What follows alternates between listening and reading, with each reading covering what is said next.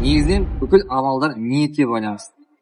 Мен басында ешқандай видео түсірмеймін деп ойлағам, бірақ ниетім қазір көп келетін қажыларға кішігірім видео жасау, яғни лайфхактармен бөлісу. Меккеге алғаш келетін адамның по-любому жүрегінде уайым болады. Қандай болады, қалай бару керек екен, не қолдану керек екен, не істеу керек екен деген уайымдар болады. Мен де умраға бірінші рет келген кезде сондай уайым болды. Сол уайымдарды былай сейілту үшін бір кішігірім лайфхактық видео түсіруге бел будым. Видеоны көріңіздер, және де пайдаланыңызға істеріңізде асып жатса, нұрыңыз пен болады.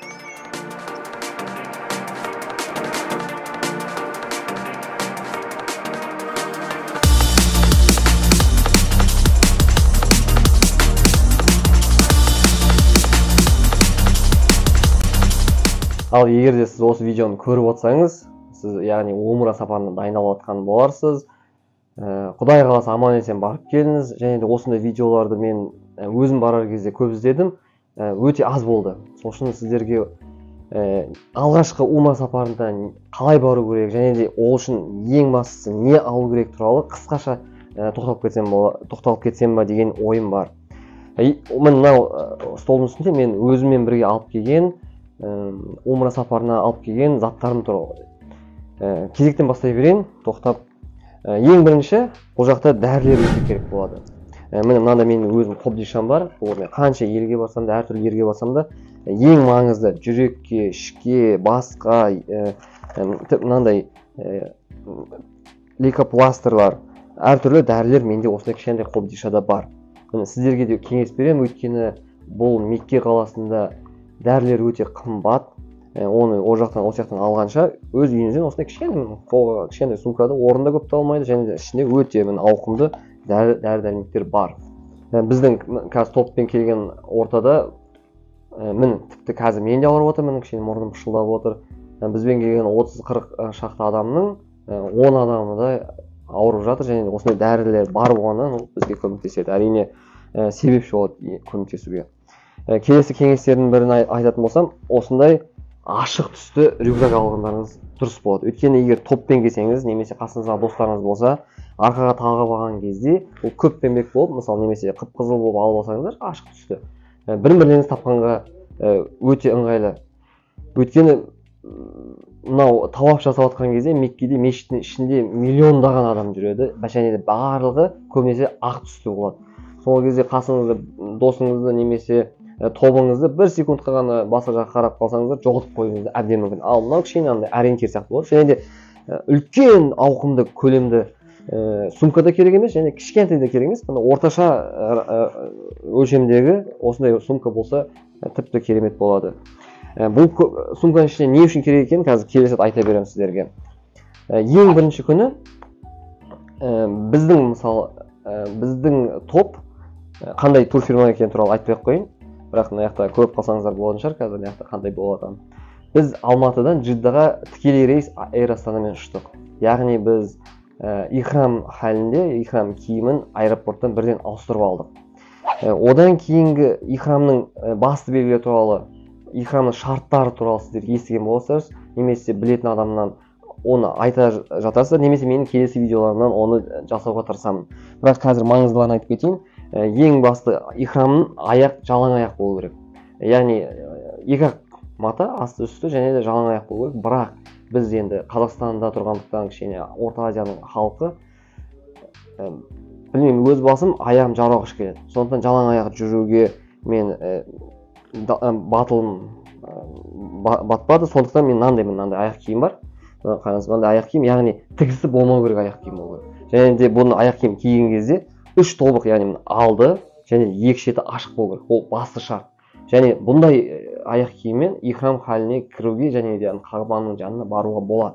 Міне ең басты кеңестердің бірі, егер аяғыңыз жаурағыш болса, аяғыңыз ояқта мешіттің қасында көрген болсаңыздар, мрамор, ақ мрамор болады, аяққа суық бірден өтеді. Сондықтан өзіңіздің денсаулығыңызды құртып алмас үшін осындай аяқ киім алу керек сіздер міндетті түрде. Міне тігісі жоқ, алдыңғы тек қана 2 саусақтың арасына ілінеді, резиновый.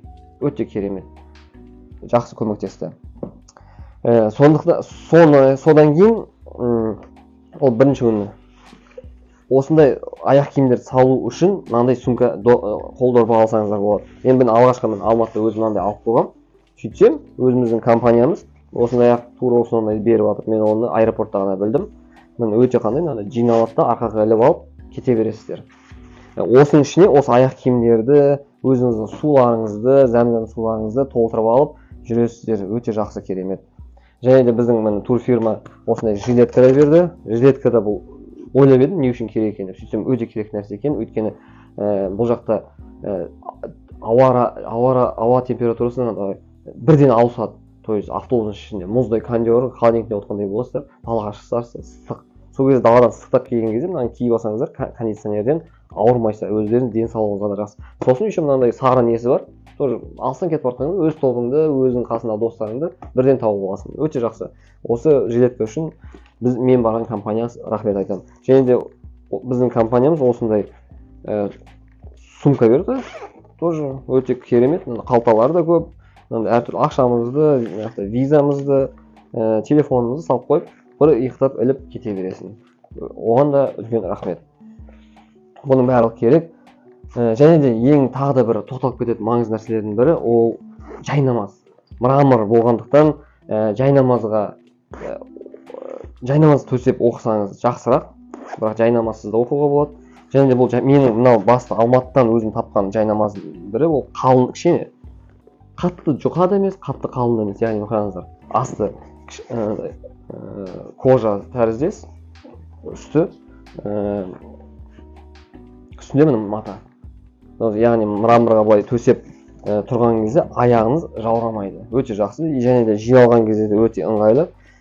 Жайнамаз ол тоже must have, то есть осындай міндетті түрде осындай жайнамаз алып келсеңіздер болады, жиналады. Ал мынандай бір жайнамаз бар, мысалы, қонақ үйдің жергілікті жайнамаз.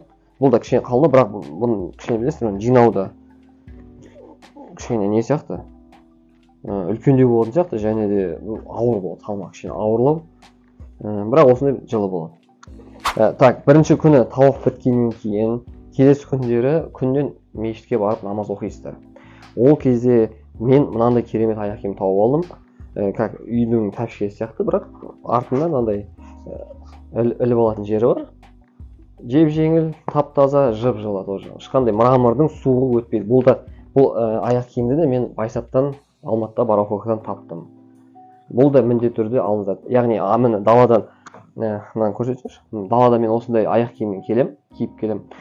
Кстати, табиғат осындай шетелге шыққан кезде осындай типтегі сандалияда да алуға сіздерге кеңес беремін. Өйткені бұл да тез шешіледі, жеңіл, кроссовки сияқты. Және де мешітке дейін осы аяқ киіммен барам. Осыны шешем де, мынау аяқ киімді киіп аламыз. Осы мен аяқ киіммен киіп аламыз да, бұл негізінен көресіздер, өздеріңіз умраға келген кезде басқа ұлттың адамдары жалаң аяқ жүре береді. Бірақ енді білмеймін, өз басым жалаң аяқпен жүріп көруге тырыстым, бірақ бірден аяқтан су өтетіндей сезім болып, бірден андай ыңғайсыз жағдайға туындаған сияқты болдым да, ауырып қалатын сияқты болдым да. Келесі керек нәрселердің бірі ол көзілдірік. Көзілдірікпен ихрам халіне кіруге де болады. Ихрам халіне кірудің шарттары өзі бар, білесіздер. Бағанағыдай сумка тағуға болады, сағат тағуға болады, андай көзілдірік те тағуға болады. Сақинада, жүзіктерде тағуға болады. Яғни көзілдірік міндетті түрде алыңыздар, өйткені Қағбаның қасына жақындаған кездегі күндіз әсіресе баратын болсаңыз, очкисіз өте қиын. Көздеріңізді ашамайсыздар. Менің қасымдағы мысалы бір досым очкиін ұмытып кетіп, көзін жартылай ашып, не Қағбаға дұрыс қарай алмады, тауафында жасай алмады. Сондай бір қиыншылықтар туады да, өте ыңғайсыз болады. Көзілдірікті ұмытпаңыздар міндетті түрде. Келесі бізге мынандай компанияның бергені, ол бейджик, осындай біздің суретіміз тұрады. Сосын артында қандай қонақ үй, және де бізбен бірге келген гидтің номері тұрады. Яғни бұл да өте жақсы. Мынандай сумканың ішіне, бұл міндетті түрде менде келгеннен бастап осы сумканың ішінде тұр. Яғни бұл не үшін керек десеңіз, Меккеде заттар негізінен жоғалса, оның ешкім тиіспейді. Яғни мешітке келдіңіз делік, мына сумкаңызды қойып қойыңыз, ұмытып кеттіңіз. Ол сумкаға негізі ешкім тиіспейді. Тиіссе де охранниктар аманат деген жерге болады, аманат деген жерге апарып қойып қояды.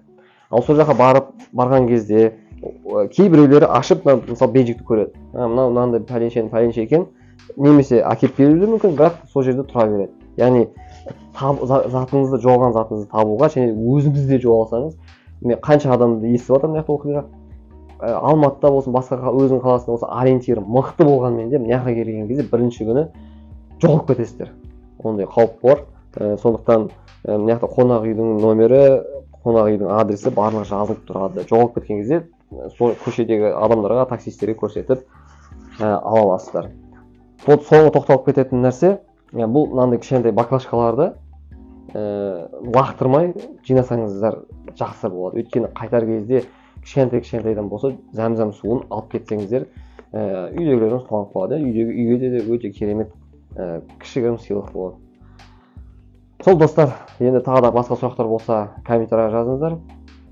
Бұл менің енді маңызды деп тоқталып кеткен заттарым. Енді әрине өздеріңіз қосатын болсаңыздар өз еркіндеріңіз, бірақ тағы да бір кеңес, бұл жақтан өте көп сыйлықпен қайтқандықтан, бағана мысалы зәм-зәм су аласыздар, басқа жай намаз аласыздар. Сондықтан максималды түрде затты аз алып келуге тырысыңыздар. Және де міндетті түрде жеңіл жаздық киім, футболканың 2-3-еуі, шалбардың өте жеңіл түрі, мысалы мына өте жеңіл, өте жұқа түрі, осындайдың 2-3 түрі, сосын міндетті түрде жеке гигиеналық заттар, ол элементарлық заттар, сосын осындай заттарды алып келсеңіздер, умраңыз, құлшылығыңыз өз ойымен, өз орнымен өтеді. Құдай қаласа, умраларыңыз қабыл болсын, қабыл болған құлшылықтан болсын. Осы кеңестерім ұнаса, лайк басып, комментарий жазып кетіңіздер.